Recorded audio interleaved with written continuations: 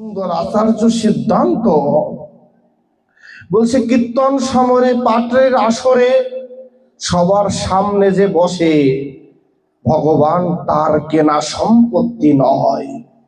ভগবানের দৃষ্টি এত ক্ষীণ নয়, ভগবান তো বুড়া হয়ে যায়নি যে একেবারে চোখের সামনে যে তাকে দেখে।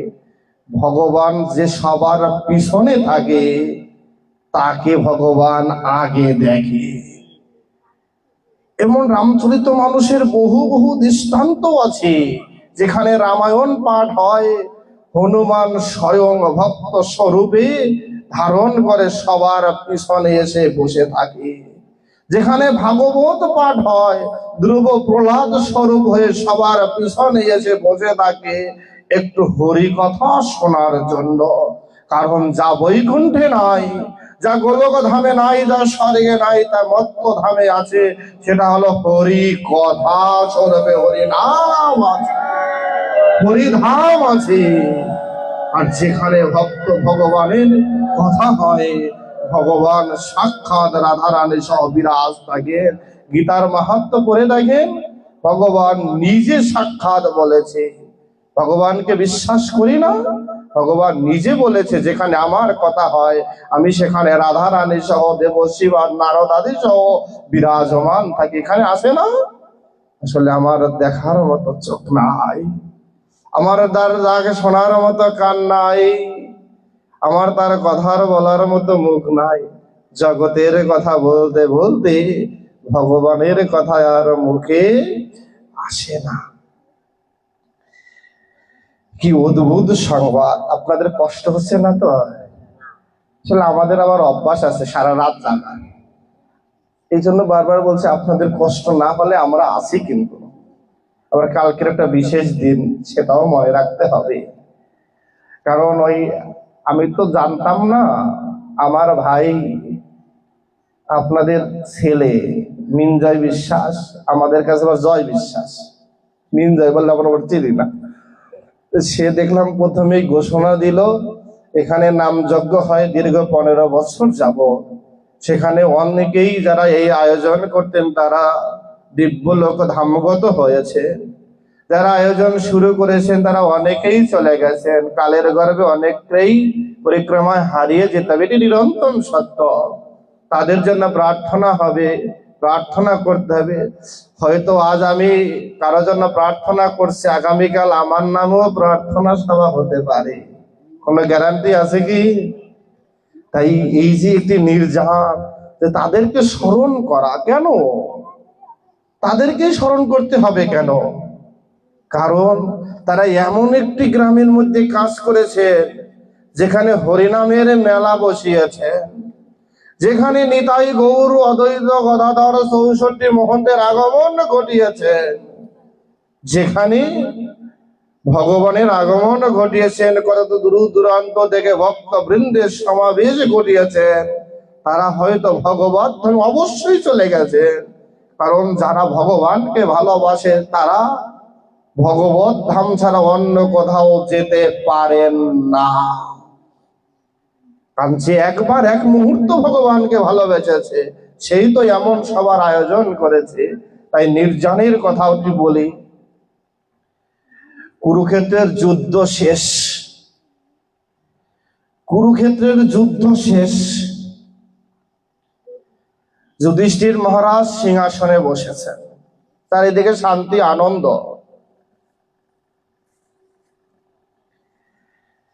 ওই মনে করেন আমরা তো ফরিদপুর থেকে আসছি, আমরা খালি আনন্দ আর আনন্দ করি, কিন্তু জয় বিশ্বাসের মাথায় টেনশন আছে। দুপুরে আইসে এবার তো খাওয়াইছি, আবার রাতে কি খাওয়াবো, কোথায় চাল ডাল রান্না বান্না তরকারি বাজার ঘাট, টেনশন আছে না? ওর কি শান্তি আছে? ওদিকে ওর বাড়ি ওর ঘর, কিন্তু ওর বাবা ওর ভাই, ওর টেনশন আছে। লাইট লাগাও ফ্যান লাগাও যাতে কারো কষ্ট নয়, টেনশন আছে না?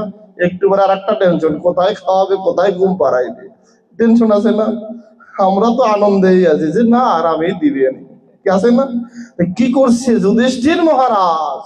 রাজসভায় বসে আছেন বটে, কিন্তু শান্তি নাই, মনের মধ্যে অশান্তি। হায়রে, এত মানুষের রক্তের উপর দিয়ে রাজ্যভার গ্রহণ করেছি, কত সন্তান তার পিতা হারিয়েছে, কত স্ত্রী তার স্বামী হারিয়েছে, কত মা তার সন্তান হারিয়েছে।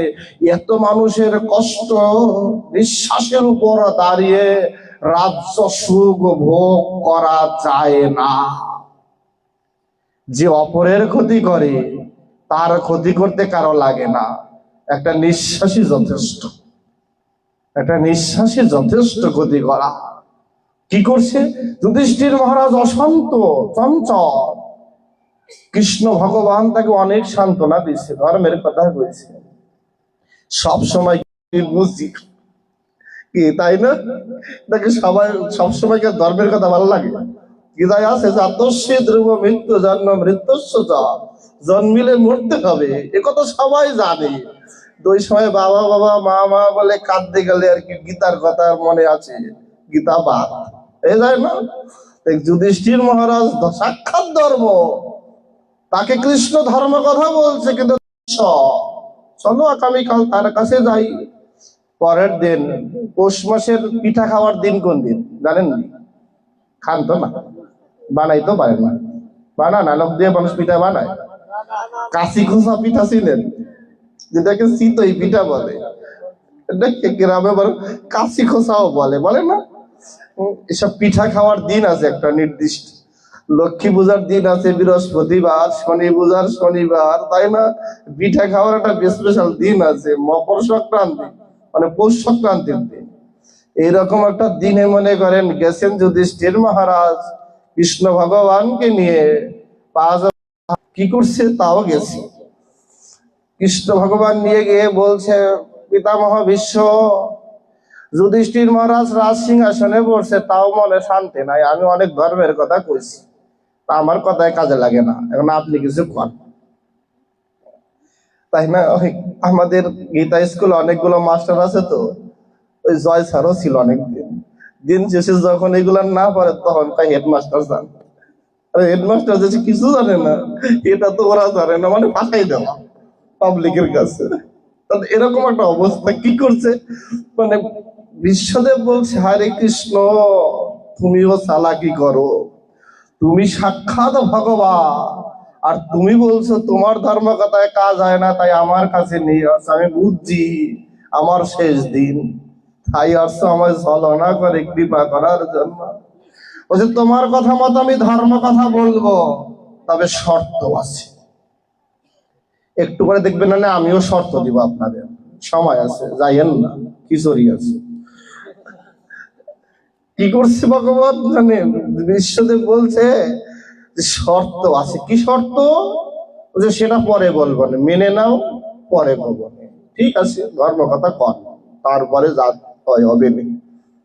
যাওয়ার সময় যা পারি দক্ষিণা দিলে দিলাম, না দিলে না দিলাম, আগে ধর্ম কথাটা তো কম, তো আগে তারপরে বুঝবো না।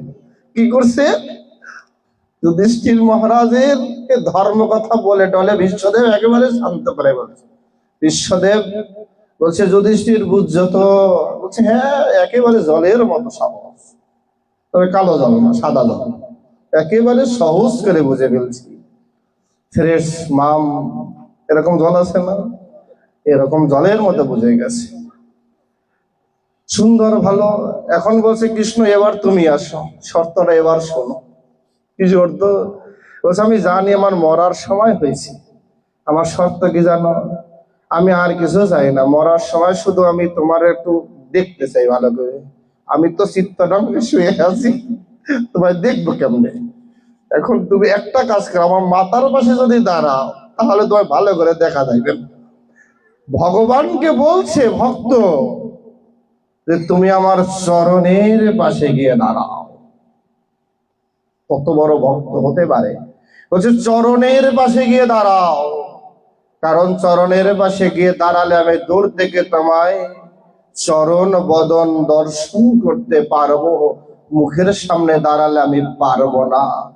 বলছে কৃষ্ণ আমার একটি নিবেদন, আমি জানি তুমি সাক্ষাৎ ভগবান, তুমি সেই আমার আরাধ্য নারায়ণ, কিন্তু কি জানো, আমি সব জেনে বুঝেও আমি তোমায় জীবিত থাকতে মনে করেছিলাম আমি তোমায় এটা দিব ওটাই দিব, সমর্পণ করব। আমার কাছে ক্ষমতা ছিল, সহায় সম্পত্তি, প্রভাব প্রতিপত্তি ছিল, আমার দেওয়ার অনেক কিছু ছিল, দুর্ভাগ্যবী দিব দিব করে আজ দিব, কাল দিব, দিব দিব করে আর দেওয়া হলো না। আজ ভগবান আমি তোমায় দিতে চাই, দুর্ভাগ্য দেখো আমি সরসজ্জায় শায়িত, আজ আমার কাছে কিচ্ছু নাই, কিচ্ছু নাই। আমি তোমায় দিতে চাই কিন্তু কিছু নাই। কিন্তু ভগবান আমার একটি নিবেদন, আমি কৃষ্ণ স্বরূপে তোমায় কখনো পূজা করিনি, আমি না তোমার মধ্যে নারায়ণ স্বরূপেই পূজা করেছি। তাই আমার নিবেদন অন্তিমে তুমি চতুর্ভুজ নারায়ণ স্বরূপে আবির্ভূত হবে। আমি তোমায় আর কিছু না দিতে পারি, দুলারের অশ্রু ধারা দিয়ে অন্তঃপ্রাণ তোমার চরণে সবে দেব, তুমি আমায় গ্রহণ করে নিও, গ্রহণ করে নিও। একটা শেষ প্রার্থনা, সমগ্র জীবনের অপরাধ মুহূর্তের মধ্যে নষ্ট হয়ে যেতে পারে যদি আকুলতা প্রার্থনা যদি প্রার্থনার মতো হয়, প্রার্থনাটা যদি নিবেদন স্বরূপে হয়ে শ্রদ্ধার্ঘ স্বরূপে পদসেবায় লাগে, ফুলের জন্ম তখনই সার্থক হয় যদি সেটা গোবিন্দ সেবায় লাগে। ফল হয়ে জন্ম নিলে সার্থক তখনই হয় সেটা যদি গোবিন্দ সেবায় লাগে। দুর্ভাগ্য আমি মানুষ হয়ে জন্ম নিলাম, আমার সার্থকতা কোথায় যদি গোবিন্দর সেবাই না লাগে। মনুষ্য জন্ম পাপ করার জন্য নয়, কামনা বাসনার দাসত্ব করার জন্য নয়, হরি নামের দাসত্ব করার জন্য। এখানে দুর্গা পূজা হয়, দুর্গা পূজা হয় না আপনাদের মাগুরা হয়তো কাত্যায়নী পূজার জন্য বিখ্যাত, তাই না? কত মানুষ আসে। এই মায়েরই দুটো নাম দেখুন, এই মায়ের কাছে পাওয়া যায় অমূল্য সম্পদ, চাইতে জানি না আমি। এই মায়ের দুটো নাম, একটি মহামায়া, একটি যোগমায়া। মহামায়া দুঃখ দেয় আর যোগমায়া ভগবানের সাথে মিলন ঘটিয়ে দেয়। মায়ের কাছে যোগমায়া স্বরূপে প্রার্থনা করা চায়, মা আমি কৃষ্ণ চরণে প্রীতি চাই, ভক্তি চাই, আকুলতা বেকুলতা চাই, আর কিছু চাই না। চাইলাম কি? খালি চাই ধনং দেহি, জনং দেহি, পুত্রাং দেহি। কই কখনো তো বলি না ভক্তিং দেহি, বলি খালি ধন জন সম্পদ চাই, ভক্তি ধনের ধনী চাই না। আজ আপনারা মাগুরাবাসী ধন্য, আপনারা কত পবিত্র ভূমির সন্তান আপনারা নিজেরা কল্পনাও করতে পারেন না। এই ভূমিতে জন্ম নিয়েছে লোকনাথ গোস্বামীর মতো দিগ বিজয়ী মহাপুরুষ, যিনি প্রথম মহাপ্রভুর কলির পাবন অবতার, বৃন্দাবনের লুপ্ত তীর্থ উদ্ধারের জন্য সর গোস্বামীকে যে পাঠিয়েছিলেন, সর্বাগ্রে পাঠিয়েছিলেন লোকনাথ গোস্বামী পাত্রী। এই মাগুরার তালখড়িতে তার আবির্ভাব ভূমি। যে লোকনাথ গোস্বামীর একমাত্র শিষ্য নরোত্তম ঠাকুর মহাশয়, যিনি প্রেম ভক্তি চন্ডিকা লিখে জগতে প্রেম ভক্তির রসরাজ স্বরূপে প্রকাশিত, যে প্রেম ভক্তির ধনে ধনী হয়ে পঞ্চ পুরুষার্থ প্রেম বে গৌরীয় বৈষ্ণবগণ আজ গৌর নামে প্রেমে মতোয়ারা হয়। সেই মহাজন যার হাতের তৈরি, তিনি হলেন লোকনাথ গোস্বামী পাদ, আপনার ঘরের সন্তান। দুর্ভাগ্য চিনলাম না, চিনলাম না। এমন একদিন হবে হয়তো, এখানে আছে কিনা জানি না, জয় বিশ্বাসের বাবা, আপনারা তো তারা সবাই পরিবারের জন। ভাগবত পাঠে এগুলো বলতে নাই, তবুও বলি, কারণ মহৎ কৃপাবিনে কোনো কার্যসিদ্ধি নয়। আজকের জয় বিশ্বাসের মতো একজন ছাত্র ছিল বলে আজকের ফরিদপুরে, আপনারা তাকে কতটুকু চিনেন আমরা জানি না, কিন্তু আজকের এই যে দেখেন না ছাত্র সমাজ তৈরি হয়েছে, এ শুধু একা বন্ধু কিশোরের অবদান নয়, এর পিছনে অক্লান্ত পরিশ্রম, অক্লান্ত প্রচেষ্টা, সুচেষ্টা সুপ্রচেষ্টা জয় বিশ্বাসে, জয় বিশ্বাস জয়ে।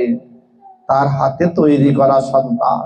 এই ছাত্র দিল দিল করে দেখবেন আগামী দিন গীতা যজ্ঞের গীতার পাঠ করবে কত শুদ্ধ সাত্বিক ভাবে। দুর্ভাগ্য আমরা চিনলাম কই। এখানে একটা গীতা স্কুল ছিল, তাও এই টিভি টিভি করে চলতেছে।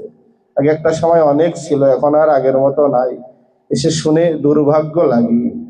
হায় রে, আমাদের খাওয়া পড়া, অর্থবিত্ত, বিল্ডিং করা, ব্যাংকে টাকা জমানো, ভালো পোশাক আলমারিতে ভরার আমরা তখন কোনো কার্পণ্য করি না, কিন্তু সনাতনীয় শিক্ষার বেলায় আমাদের যত কার্পণ্যতা তৈরি করা।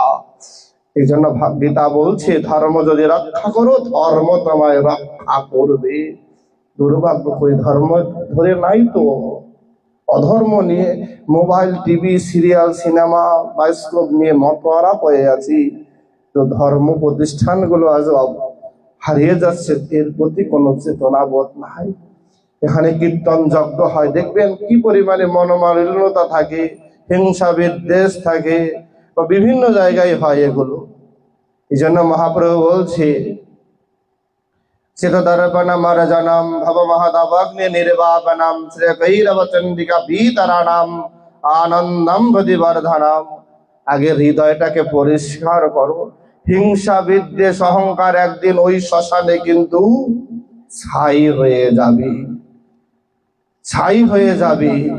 কিন্তু জগতে থাকতে কতটুকু আমি জগতের সেবা করলাম, মানুষের জন্য দিলাম। আজ যে ঘটনা বলতে গিয়ে আমি হারিয়ে গিয়েছিলাম, হারিয়ে যাওয়ার মতোই। এরা যখন কীর্তন আনন্দ করতেছিল, একটু অদ্ভুত দৃশ্য, নদীতে নদীতে স্রোত দেখা যায় না, কিন্তু কচুরিপানা ভেসে যাচ্ছে তা দেখা যায়। কি অদ্ভুত লাগলো, স্রোত দেখা যায় না কিন্তু কচুরিপানার ভেসে যাওয়া দেখা যায়। হৃদয়ের ভিতরে কার ভিতরে কতটুকু প্রেম ভক্তি ভালোবাসা আছে তা দেখতে হলে ওই সুচারু চোখ দরকার হয়। খালি কচুরিপানার মতো ভেসে যাচ্ছি, ভেসে যাচ্ছি, আজ এ ঘাট তো ঘাট, এপার তো পা, কিন্তু হৃদয়ের ভিতরের স্রোতের খবর কে জানবে, কে খবর নিবে? খবর নিতে হলে তোমার মিক ভক্ত চাই, শুদ্ধাচারী সেই হৃদয়ে গ্রাহী, মার্মিক ভগবানের প্রিয় ভজন হওয়া চাই, তাহলে ওই স্রোত দেখা যায়। এই হৃদয়ই ভগবান, ওই নদীতেই স্রোত আছে, তাহলে কচুরিপানা ভাসবে কেন? এই হৃদয়ই প্রেম ভক্তি ভালোবাসা আছে, নতুবা চলছে কেন? আলো বাতাস পাচ্ছি, আনন্দ উল্লাস করতেছি, দুঃখ সুখ অনুভব করতেছি, সূর্য আলোক দেখতেছি, চন্দ্রের স্নিগ্ধতা নিচ্ছি, বাতাসের কোমলতাকে বহন করছি, করছি না? যদি ভগবত কৃপা ভিতরে যদি চলমান স্রোত না থাকতো, করুণার ধারা, তাহলে কি আমি এসব অনুভব দেখতে পারতাম? যদি স্রোত এক মুহূর্তের জন্য, এক সেকেন্ডের জন্য বন্ধ করে দেয়, তাহলে কচুরিপানার মতো থমকে দাঁড়াতে হবে, আর এই দেহ আর চলবে না। তাই এক সেকেন্ডের নাই ভরসা। তাই সুধীজন ভাগবতীর রসাস্বাদন বিশ্রাম করি, শুধু আসুন, এখানে এসেছি যখন যেতে হবে। আপন ঠিকানা আছেন একটা, বাড়িঘর ছেড়ে আসছেন না, একটু পরে প্রসাদ দিবে, চলে যেতে হবে। হিসাব করছি কোথায় জুতা জোড়া রাখছি, মনে রাখছি কিন্তু, তাই না? ওই আম গাছতলা, আম গাছই তো, হ্যাঁ ওই গাছতলা আমি জুতাটা রাখছি। যাওয়ার সময় ওটা পরে ও নিয়ে আসছি, কিন্তু আমি রাখছি ওখানে, এটা মনে আছে। তাহলে ওই আম গাছতলায় নিচে আমার জুতাটা আছে। আমি যাওয়ার সময় ঠিকই এই আম গাছ ওই আম গাছ খুঁজবো না, ওই আম গাছের তলায় জুতাটা খুঁজে নেব। আমার সাথে একটা ঝোলা ব্যাগ আছে, আছে না? এর মধ্যে একটা মোবাইলও আছে। আমি ওটা খুঁজে নেব যে ওটা সীমান্তর কাছে না অপূর্বর কাছে, আকাশের কাছে, খুঁজে ঠিক জায়গার মতো নিয়ে পৌঁছাবো। একটা ব্যাগ নিয়ে এসে কাপড় চোপের, ওটা নিয়েই যাবো। আমি না, ওটা কিন্তু জয় বিশ্বাসের বাইরে রাখবো না, হিসাব আছে না? এই জগতের বাড়ি যাওয়ার জন্য কত পরিকল্পনা, কত গুছানো সাজানো, কোথায় কি সব সেট আপ করা আছে। তো ভগবানের কাছ থেকে যে আসছি, তার কাছে যেতে হবে, সেই জায়গা যাওয়ার সব পাতেও ঠিক মতো গুছিয়ে নিছি তো। নাকি ওখানে পরীক্ষার খাতা সাদা খাতা জমা দেবো আর কবু এ প্লাস হইলো না কেন? পরীক্ষার প্রশ্নপত্রে কিছু লিখলাম না আর কইলাম স্যার এ প্লাস দেন না, মাফ করে আপনার পদত্যাগ করাবো, তা করলে হবে? তা করলে হবে? কারণ পড়াশোনা এই 1 2 3 4 5 6 7 8 9 10 তো, তাই না? 10 বছর পড়লে পরে এসএসসি পরীক্ষা হয়, তারপর সরকার একখান এরকম কাগজ ধরাই দেয়, এটা নাকি সার্টিফিকেট। হায়রে 10 বছর পড়তে গিয়ে কয় টাকা খরচ হয়েছে জানে? কয়বার মায়ের হাতে চটির জুতার বাড়ি খাইছি, বাবার লাঠির পিটানি খাইছি, মাস্টার মাসের কাছে কানে ধরে দাঁড়াই রয়েছি, কয় জায়গায় প্রাইভেট কোচিং করছি, টাকার পর টাকা খরচ করছি, আর সরকার একখানা কাগজ ধরাই দেয় এই তুমি পাস করছো, তাই না? এই একখানা কাগজের জন্য 10 বছর পরিশ্রম করি, তারপরে আমি কই আমি শিক্ষিত, আমার একটা সমাজে মান সম্মান হয়, তাই না? যে ছেলেটা মেয়েটা পড়াশোনা জানে। এসএসসি পাশের আগে কয় শিক্ষিত, কয় এমনি নাম দস্তখত লিখতে পারে, তাই না? নাম দস্তখত দিতে পারে, কিন্তু শিক্ষিত বলে না। বলছে ভগবানকে পেতে হলেও সারাটা জীবন ভর তার সাথে সম্বন্ধ তৈরি করলে অন্তিমে ভগবান একটা সার্টিফিকেট দিয়ে দিবে যে তুমি আমার চরম সেবার যোগ্য, তুমি আমার কাছে আসার যোগ্য। যেদিন ভগবানের দেওয়া সার্টিফিকেট পাবেন সেদিন জগতের মাঝে আপনার একটা সম্মান হবে, শিক্ষিতের মর্যাদা তৈরি হবে, সেদিন বুক খুলে বলতে পারবেন লোকনাথ গোস্বামীকে স্মরণ করি, কবে মইরা ভূত হয়েছে স্মরণ করা লাগে না? কারণ একখানা সার্টিফিকেট আছে, সমাজের জন্য এমন কিছু দান করে গেছে, এমন কিছু আত্মসমর্পণ স্বরূপে করে গেছে, যা যতদিন সনাতনীয়রা থাকবে এই মাগুরার সন্তান লোকনাথ গোস্বামীকে স্মরণ করতে হবে। আসুন না আমরা সবাই ওপারে যাওয়ার জন্য সবকিছু একটু গুছিয়ে নেই, একটু হরিনাম করি, একটু সাধুগুরু ভক্ত বৈষ্ণব সঙ্গ করি, একটু ভাগবত শ্রবণ আদি করি, মরে তো যাবই। এই হিংসা বিদ্বেষ অন্তকন্দল অহংকার এগুলো হারিয়ে যাবে, আপনার সৃষ্টি কর্মই আপনাকে বাঁচিয়ে রাখবে অনন্তকাল। তাই সুধীজন ভাগবতী রসাস্বাদন বিশ্রাম করব। শুধু একটি নিবেদন, জয় ভাই সুন্দর একটি কথা বলেছেন, আমরা বিগত 15 বছর যাবৎ এই গ্রামে যারা নাম যজ্ঞ দিয়ে থাকেন, আলোক দিয়া বগিয়া পুকুরিয়া বাসী সবাই মিলে, সেখানে অনেকেই দিব্যলোকে চলে গেছেন, আমরা তাদের জন্য ভগবানের কাছে প্রার্থনা করব। মনে রাখবেন, আজ যদি আমি কেউ চলে যাওয়ায় যদি প্রার্থনা না করি, আমি মরলেও কিন্তু কেউ আমার জন্য প্রার্থনা করবে না। আমি যদি কারো মঙ্গল চিন্তা করি তাহলে তারাও আমার মঙ্গল চিন্তা করবে। ওরা হারিয়ে যায়নি, চলে যায়নি, ওখানে থেকেও দেখবেন গীতায় ভগবান মাহাত্ম্যংশে বলছে, পিতৃ শ্রাদ্ধে যদি সন্তান গীতা পাঠ করে, পিতৃলোক থেকে সন্তানের জন্য পিতা আশীর্বাদ দান করে। ওই পূর্ব পিতৃপুরুষদের উদ্দেশ্যে যদি আজ প্রার্থনা করি, তাহলে তারা দিব্যলোকে বসে আশীর্বাদ করবেন, আমরাও যেন অন্তিমে তাদের সঙ্গে গিয়ে ভগবানের নিত্য সেবায় যুক্ত হতে পারি। সবাই একটু তাদের উদ্দেশ্যে প্রার্থনায় সামিল হব আমরা। জয় জয় শ্রী রাধা